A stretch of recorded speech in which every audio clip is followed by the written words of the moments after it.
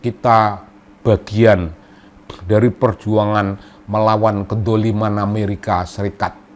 Dolimnya bukan Amerika dalam keseluruhan, tapi Amerika sebagai orang-orang elitnya, pemimpin-pemimpinnya. Begitu Bung, saya kira inilah duka kita, inilah pemihaan kita kepada kebenaran, dan saya kira Prabowo patut mendengar untuk belajar dari pikiran rakyatnya sendiri kalau dia ingin menjadi pemimpin yang bisa diikuti.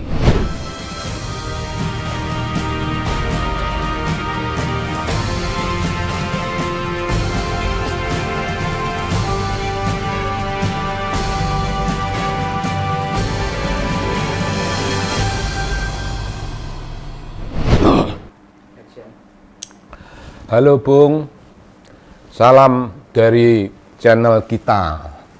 Ya, kita nyebutnya channel kita. Tempat kita berbagi pikiran Bung, berbagi perenungan tentang kehidupan. Nah, saya kira hari ini kita berbicara tentang duka. Ayatullah Ali Khamenei dibunuh dengan kejam oleh persekongkolan Amerika dan Yahudi. Kekuatan Yahudi, kaum Zionis dan Amerika. Nah, kita berduka. Tapi sebelum membicarakan bagaimana terjadinya peristiwa pembunuhan, saya kira saya pribadi punya kenangan tentang negeri bernama Persia. Persia kuno, Bung. Persia kuno. Itu ada seorang filsuf bernama Nietzsche yang berbicara, yang menulis sebuah buku Thus Spoke Zarathustra. Nah, ya Zarathustra itu nabi orang Persia kuno. Yang lain menyebutnya Zoroaster. Aslinya Zoroaster itu, lalu Nietzsche menyebutnya Zarathustra. Itu nabi pra-Islam, Iran, Persia, pra-Islam. Memang memiliki ajaran semacam itu, dan Nietzsche, seorang filsuf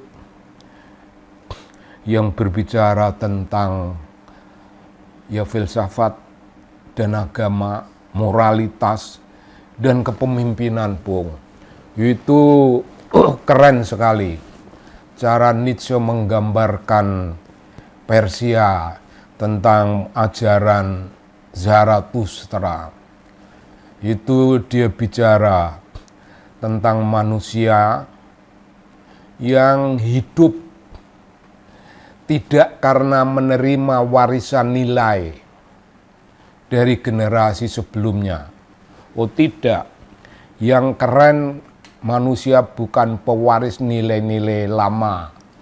Tidak bersandar pada apa yang diajarkan oleh generasi lama, melainkan manusia baru yang mencipta nilai-nilai untuk dirinya sendiri dan untuk orang-orang yang mau mengikutinya. Ini gambaran tentang kredo seorang pemimpin, kredo kehidupan seorang pemimpin yang juga berkata bahwa aku menetapkan sendiri makna hidupku. Aku menetapkan sendiri makna hidupku dan aku menetapkan nilai-nilai yang aku pakai untuk kehidupanku. Jadi sangat mengesankan di Jerman. Filsuf ini menyebut pemikiran macam ini sebagai gambaran tentang Übermensch. Übermensch itu ya sebutannya manusia agung, manusia besar, yang besar karena kemampuannya dan besar bukan karena dibesarkan oleh orang di sekitarnya.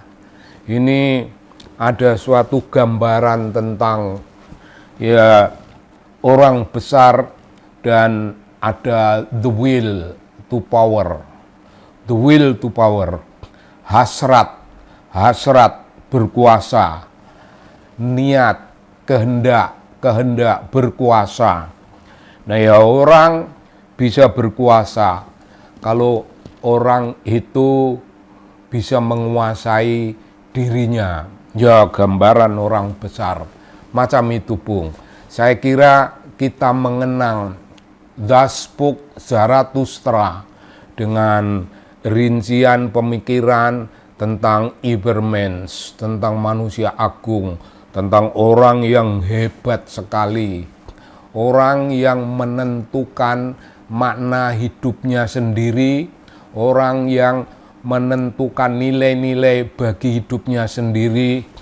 Ya, ibaratnya dia adalah arsitek bagi dirinya sendiri, semacam itu. Nomor 1, dan nomor 2 itu kita mengenang. Itu ada Salman, orang bernama Salman Al-Farisi. Ya, Salman dari Persia. Itu sahabat Rasulullah. Itu orang tuh hebat sekali sebagai panglima perang. Sebagai panglima perang sangat hebat. Ini bagian, Bung, dari suatu tradisi di masa lampau. Saya samar-samar menangkap suatu tradisi masa lampau, baik yang diciptakan oleh Nietzsche maupun dalam kehidupannya Salman Al-Farisi yang jauh lebih tua. Nietzsche hidup di abad 19. Ya, Salman ya di zaman Rasulullah. Gambaran semacam itu bagi saya merupakan suatu titik pijak yang kemudian bisa kita jadikan sebagai bagian dari kehidupan dan tradisi intelektual di negeri Iran. Tradisi intelektual di negeri Iran, Bung. Ayatullah Ali Khamenei itu hidup dalam tradisi intelektual yang sangat luar biasa. Dari kecil dia belajar agama. Oh, tidak di sekolah modern, di sekolah-sekolah kecil-kecil, di semacam pesantren kita, semacam padepokan, yang kecil-kecil macam itu. Tapi pelajaran keagamaan itu disertai, Bung, dengan sesuatu sikap hidup bersahaja. Ayah beliau hidup bersahaja, dan memang orang yang bukan orang kaya raya, akan tetapi merasa segalanya itu sudah cukup. Ali Khamenei, Ayatullah kita, itu dimusuhi dunia barat, Bung. Dimusuhi dunia barat. Setidaknya dalam 20 tahun terakhir. Ya, saya menyebut 20 tahun terakhir itu sebelum beliau dibom sampai wafat. 20 tahun terakhir itu dunia barat, Amerika, menarget untuk membunuhnya. Melalui presiden demi presiden yang ada di sana. Tapi beliau tetap Ya beliau tetap hidup dalam lindungan Allah. Dalam lindungan Allah selamat. Ya selamat itu ya selamat sejahtera. Terlindungi dan tidak ada rasa takut apapun. Tidak ada rasa takut apapun menghadapi dunia barat, Amerika, maupun dunianya kaum Yahudi. Nah, beliau itu punya suatu ajaran. Koalisi terbaik. Koalisi terbaik itu bukan dengan siapa-siapa, tapi dengan kita sendiri, dengan menggunakan kemampuan kita sendiri. Itu seolah-olah bersambung dengan gagasan Nietzsche tadi. Aku menentukan makna hidupku, aku menentukan nilai hidupku, aku tentukan sendiri. Ya semacam begitu. Dan tokoh ini yang ditarget 20 tahun, ditarget oleh pemerintahan Amerika untuk dibunuh. Beliau tidak terbunuh. Negerinya sebagaimana kita tahu, dibombardir, Bung. Dibombardir dengan peluru, selamat melawan. Dibombardir dengan keputusan politik, dimarginalisasi. Mereka tetap jaya. Dikenakan sanksi ekonomi, tetap jaya. Menentukan hidup ekonominya sendiri dengan urusan-urusan yang serba kepentingan mereka sendiri. Tidak sudi ikut dengan dalam urusan ekonomi, ikut dengan ketentuan Amerika, segalanya ditentukan melalui dolar. Mereka bisa mengatur diri mereka sendiri. Sampai begitulah, Bung, suatu tradisi intelektual di Persia kuno sampai Persia modern itu isinya tradisi intelektual yang luar biasa. Sukar mencari bandingannya di negeri-negeri lain. Tradisi intelektual itu kalau kita mau sederhanakan di kalangan anak-anak, yaitu reading habit, tradisi membaca. Anak-anak dilatih membaca, anak-anak remaja dilatih membaca dan diberi bacaan-bacaan yang membuat mereka bisa berpikir tentang dunia ini, bisa berpikir tentang politik, bisa berpikir tentang ekonomi, bisa berpikir tentang moralitas dunia. Sampai kemudian di zaman mahasiswa, anak-anak sudah relatif lebih mapan dan tradisi intelektual itu berkembang dahsyat di masyarakat sana. Itu semuanya yang namanya tradisi intelektual itu bergandengan tangan dengan erat dengan suatu tradisi yang lain, yaitu tradisi kepemimpinan. Orang-orang yang hidupnya terbiasa membaca, yang hidupnya terbiasa menikmati gagasan-gagasan dan ideologi sedemikian rupa dalam dunia bacaan, itu membangun suatu ideologi. Iran itu tidak bisa dikalahkan karena mereka berpegang pada ideologi. Yang paling utama bagi mereka keislaman, ideologi agama, ideologi Islam. Itu jaya, sangat jaya. Dan dengan ideologi semacam itu, Bung, kita melihat tahun 1979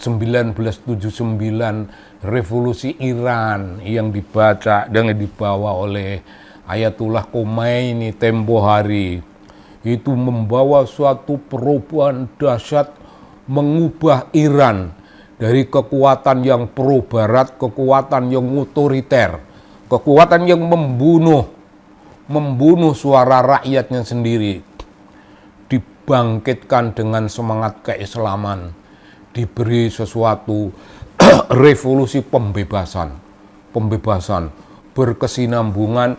Dan jangan keliru Bung, tradisi kepemimpinan yang matang semacam itu, pemimpin Iran, Persia, itu orang-orang yang zuhud, hidup bersahaja. Dalam bahasa orang barat itu asketik, hidup asketik, sederhana tapi mengutamakan kepemimpinan umat dan memberi teladan. Hidup sederhana bagian dari cita-cita kehidupan ini, memuliakan orang banyak, memuliakan bangsanya dengan model kepemimpinan. Tradisi intelektual dan model kepemimpinan yang mengayomi, dan yang penting itu Bung, tidak terkalahkan oleh Amerika, tidak terkalahkan. Kalau kita melihat umpamanya mulai tahun 1980 umpamanya, itu musuhan dengan Amerika yang kocar-kacir. Amerika yang betul-betul kocar-kacir, dan Iran biarpun didikte dengan kekuatan ekonomi, dipojokkan dengan kekuatan politik yang dahsyat tingkat dunia, tapi Iran tidak kalah. Pemimpin kita, pemimpin Islam tidak kalah. Sampailah peristiwa minggu lalu, beliau dibom dengan putrinya, dengan menantunya, dengan cucunya, dan beliau wafat Bung. Beliau wafat, tapi itu hari ada suatu ungkapan di kalangan masyarakat Rusia, di kalangan pemimpin-pemimpin, supaya Ayatullah bersembunyi di bawah bunker. Tapi beliau tidak memenuhi syarat itu. Beliau bilangnya begini, kalau semua rakyat Persia, semua rakyat Iran sudah masuk ke dalam bunker, semua sudah selamat, baru saya akan masuk. Bung, ini kepemimpinan. Ini model kepemimpinan yang mengutamakan umat.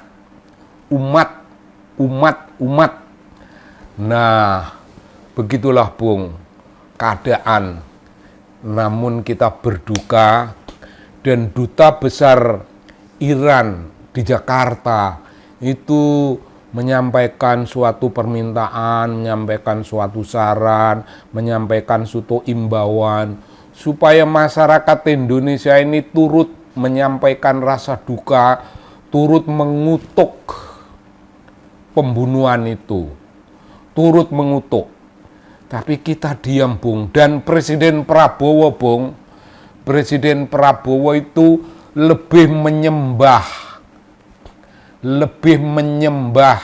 itu loh, siapa itu yang pakai dasi merah melulu, rambut jigri kayak kucing itu Bung, apa namanya, Trump itu, terampil apa namanya, si jigri gitu loh. Prabowo lebih menyembah itu dan lebih pro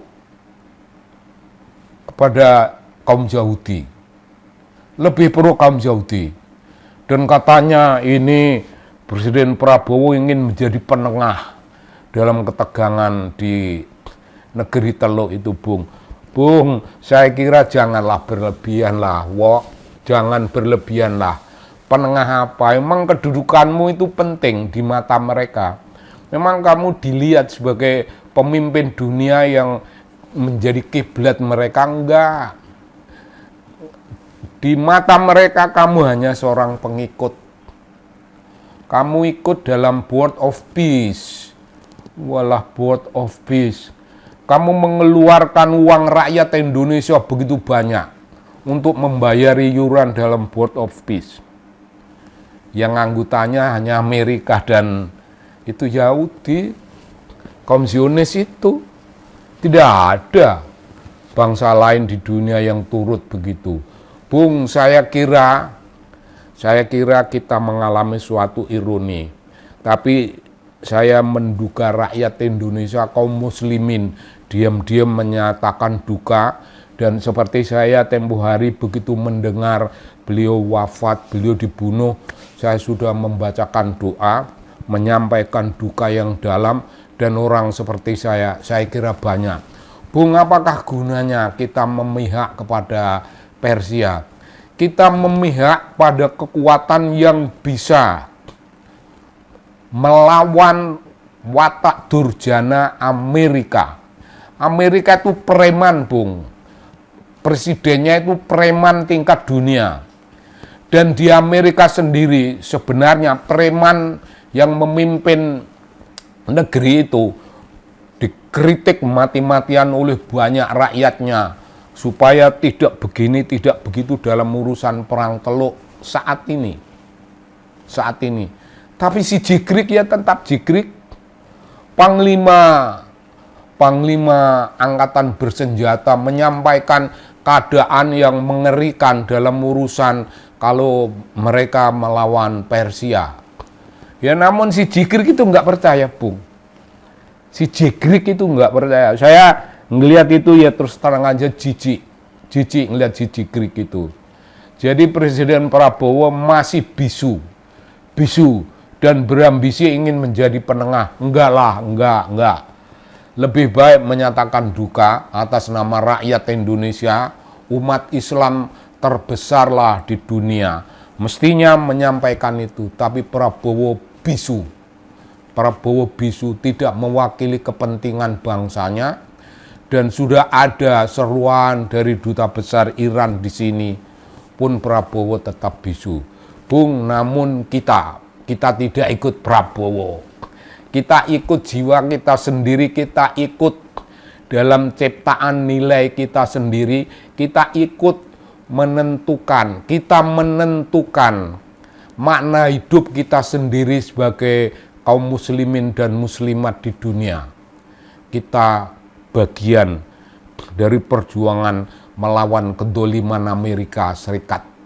Dolimnya bukan Amerika dalam keseluruhan, tapi Amerika sebagai orang-orang elitnya, pemimpin-pemimpinnya. Begitu, Bung, saya kira inilah duka kita, inilah pemihaan kita kepada kebenaran, dan saya kira Prabowo patut mendengar untuk belajar dari pikiran rakyatnya sendiri kalau dia ingin menjadi pemimpin yang bisa diikuti. Begitu, Bung. Salam dari TV Anak Bangsa.